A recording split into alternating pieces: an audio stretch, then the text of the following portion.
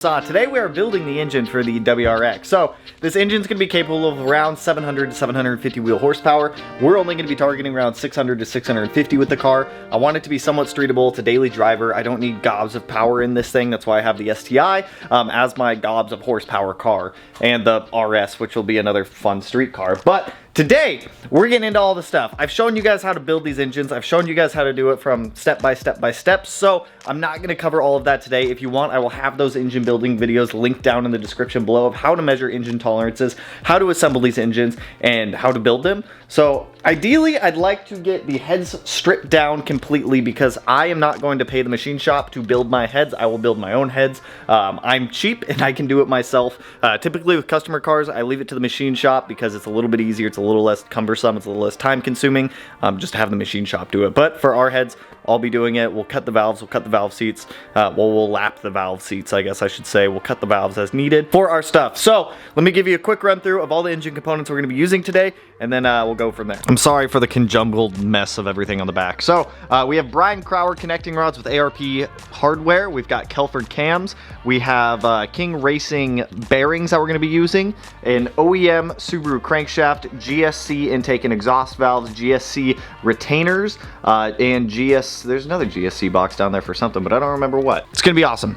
I'm really looking forward to this. For the pistons, we're using Manley Sport Compact pistons for this engine. It'll be totally capable. On the short block side of things, we have an out front V3 closed deck case half set. I've already got the main bearing set in there, but I can't measure tolerances yet until I go to actually torque this thing down. So that's kind of where we're going to start with today. There, we got to take measurements off of them all to see what our main bearing clearances are going to be. I need to measure out the crankshaft to find out what we're comparing against to, so that way we can find out our tolerances. Typically with connecting rods, they're going to be pretty solid every single time, considering it's a brand new crankshaft, brand new bearings, and brand new connecting rods. The tolerances are pretty much always going to be inspected, but we will check those as well. The main one that we're going to target here is the main bearings. For us, we're going to be targeting around 2.5 to 3/1000 of an inch for main bearing clearance. So let's see what we can get. Start torquing this bad boy down.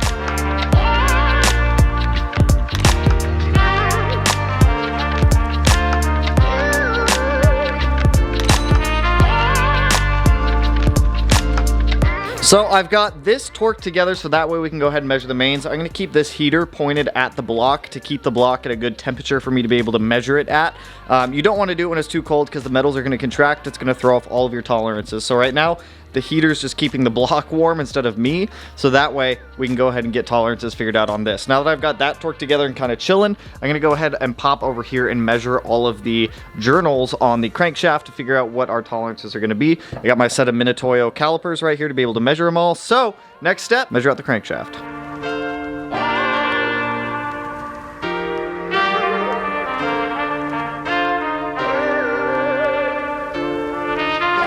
I got my crankshaft measured out, have all of the measurements here for it. Now what we're going to do is we're going to take these measurements, transfer them over to the calipers, or micrometers, my bad, the mics, and then we're going to set up our dial bore gauge to measure the bore of the engine with the bearings in, and that will tell us what our main bearing clearance is. And then we need to do this with the connecting rods also, so I need to actually just pop out all these connecting rods, grab our rod bearings. I have full confidence that the rod bearings are going to bolt right up to the rods, and all clearances will be pretty spot on. Normally they are. The ones that are always a little bit off are the main bearing clearances, because we use seasoned case halves, just used engines, then we remachine them to be able to work. So normally the main bearing tolerances can be a little bit hit or miss sometimes. We have to get oversized bearings, and if that's the case, we'll get those ordered tonight for this guy. So I don't have my piston ring grinder either. I knew there was something I was forgetting at the shop. Piston ring grinder. Fun. Damn it. All right, well, I don't have any vise. I don't have a vise here either. I took them all to the shop. Fuck. I took all my engine building stuff to the shop because that's where I'm primarily doing engine building. The only reason I'm doing this one here is because the car's here. I'm gonna run to Harbor Freight, go buy a cheap vise. So I just ran over to Home Depot. I bought a vise. Yeah, you need a vise to do this. So I've got the micrometers just set up in the vise. I might actually do the connecting rods right now because I have to wait for this engine to get back up to temp because it is a little cold right now. I burnt off my eye. I don't know if you can really see it. I burnt off my eyelashes and my mustache and my eyebrows lighting the propane heater. Don't get too close to those. So actually, while we wait for that, I'm gonna bust out the connecting rods, start measuring the journals in there to see kind of where our connecting rods lie while the engine heats up, so.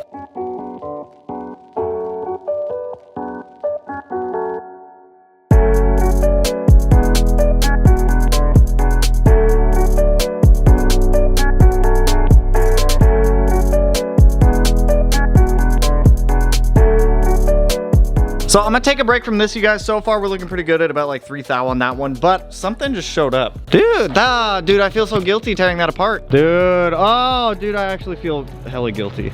Yeah. Josh was like, dude, it's so clean, don't tear it apart. I'm like, dude, it's hella clean. It is. It's got a small imperfection. You know, that's all right, that's fixable. Maybe I might have to actually fix it. Oh no, why do I do this to myself? Well, I bought this with the intention of using it as a swap car for the RS, but now I feel kind of guilty. I kind of want another GD.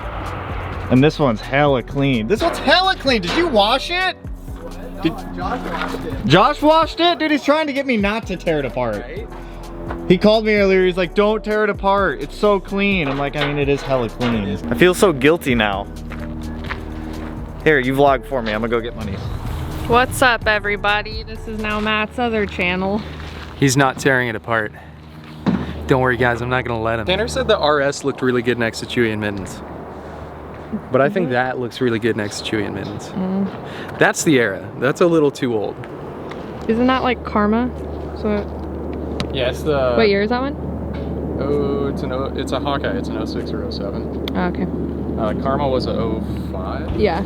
The interior is hella clean. Yeah. They take the radio out when they fucking insuranced. People always do. They literally will go through it and get everything they can, anything they can unbolt.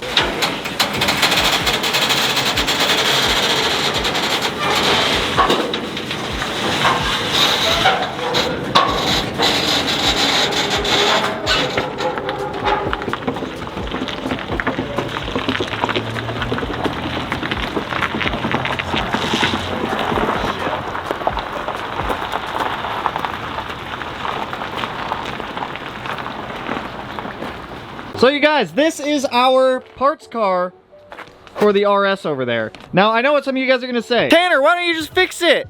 Matt, why don't we just fix it? Well, I was telling him he should fix it because I really, really like these, but then he informed me that we have a bit of a title issue with the car. And that's kind of a no-no point. I really like your singed off eyebrows and stuff too. I know, right? Just noticed that. It looks really good.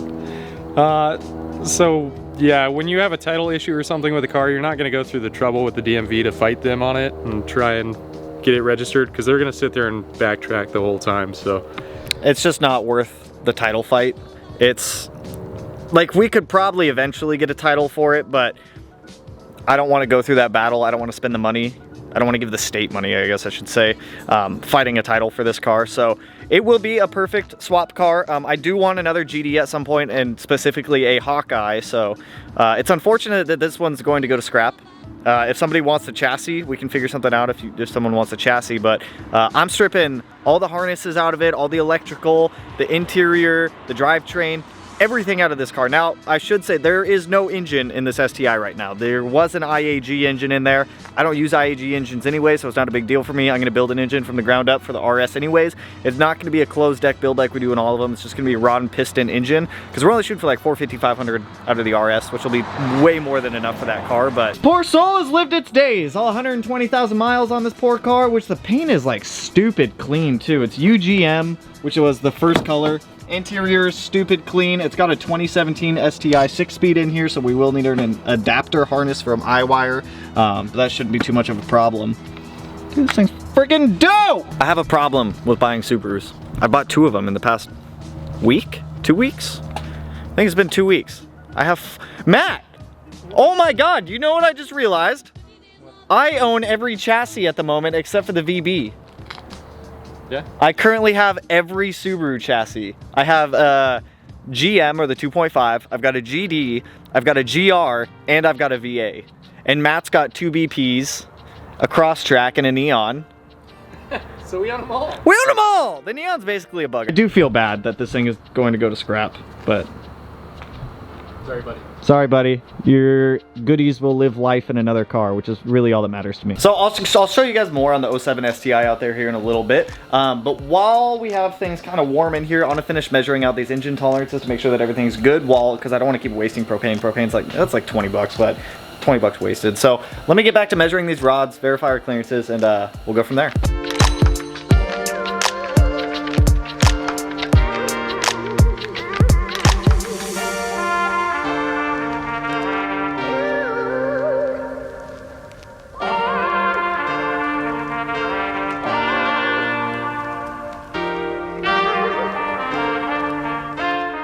Kind of at a standstill with what I can do with that engine until my oversized bearings come in. I ordered them last night, so hopefully it should be here in a couple of days. It's just the nature of building your own engine. Sometimes if you don't want to spend like the extra money if you don't have to and have all these bearings that you're never going to use. So whatever, they're ordered, they'll be here in a couple of days. I just ran over to the auto parts store, snagged a line wrench. So I want to give you guys more details on this STI out here, but before I do that, I'm going to knock out getting the brake lines actually hooked up on this WRX here, because I just want to get the stock calipers off the car and they're just dangling by the old brake lines right now. So let me run through, let me swap out all of these brakes, get the old ones off, get the stainless steel lines put on, and then I'll walk you through this STI, because that poor thing is going to go to scrap, and some of you guys are probably going to be upset with me, but that's all right.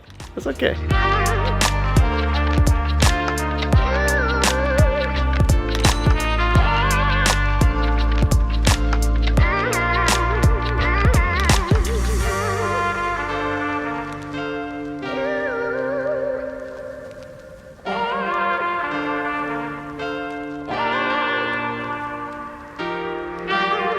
So we got all the brake lines hooked up now, all stainless steel lines, baby, that's what I'm talking about. And then while I was at it, I didn't film it, but I also did throw on the new stainless steel clutch line. That was a pain in the ass. I don't know why people would want to do that with the engine in the car, because it's just a huge pain in the complete ass. It just sucked.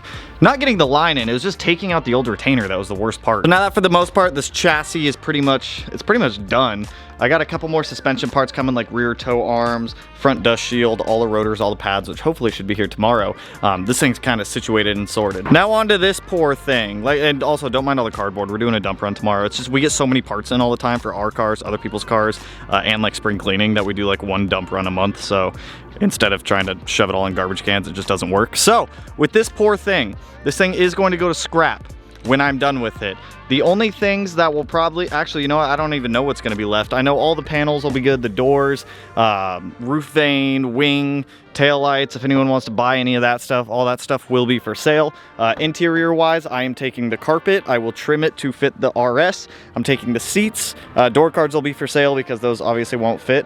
I wanted to do the dash swap. iWire advised me not to do the dash swap. I'll probably keep the dash just in case I try to do it in the future. This thing was totaled out for a front right accident. As you guys can see, airbag in the steering wheel did deploy. The steering wheel's kind of trash, so I'll have to find a new one for the RS, but that's no big deal. The gauge cluster is going in the RS. I'd like to try to be able to retrofit somehow this stuff in to be able to keep that. Like I said, we have a 2017 STI 6-speed in here. We are going to be using the DCCD stuff out of this in the RS. Let me pop the hood too. Let me show you up there. They took the hood prop out of this thing. That's kind of dumb. As you guys can see, there is no engine in here. What I'm after is that transmission, axles, all that stuff for our 6-speed. I'll probably kidnap that power steering rack. It is leaking, so I'll probably give it to someone to rebuild it so that way I don't have to buy a brand new one.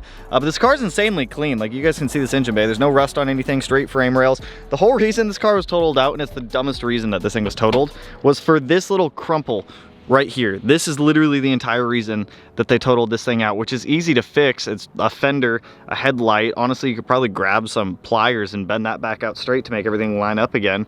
It's kind of sad that this totaled this thing out, but damn, it's because that airbag went off. The wheels, if anyone wants to trade me OEM BBS wheels for these things, hit me up. They'll come with brand new snow tires. It does suck about this STI though, because it is a stupid clean car. It's ridiculously clean.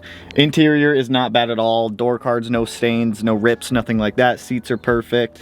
Dash is perfect, aside from the airbag, obviously. But it's just, in my eyes, it's just not worth the fight to go through the DMV and try to fight the DMV in the state to get a title for this thing, because it's a totaled car, salvage title, so it's actually salvage title, so it would have to go through and get like re-inspected, all this other stuff, and it's not worth the time. It's a parts car, so if there's anything anybody wants off of this poor soul, feel free to hit me up. But I genuinely feel bad about sending this thing to scrap, and some of you guys will probably be upset, but That's the way the cookie crumbles. We need a parts car, and this poor soul will at least live life in the RS. It's either this or the RS, and I'm picking the RS. Poor dude got so scared he pooped his pants when he got in his accident and peed his pants. I'm gonna have to shampoo these because it's kind of gross. This is the first like GD car I had. It was a UGM 2007 STI, just like this one was. So I'm sorry, old friend, you're not gonna be saved, but you're gonna go to a really good cause. I actually might paint the RS this color. I do, that's my favorite color Subaru did. At some point, I would like to buy another GD. That's just not the GD for us. So it's kind of cool right now because right now we have every generation of Impreza that they came out with. But poor soul's gonna go to scrap, or Matt can take the chassis and do whatever he wants with it. Matt, you wanna swap Mittens into a Hawkeye? No title, it's legal.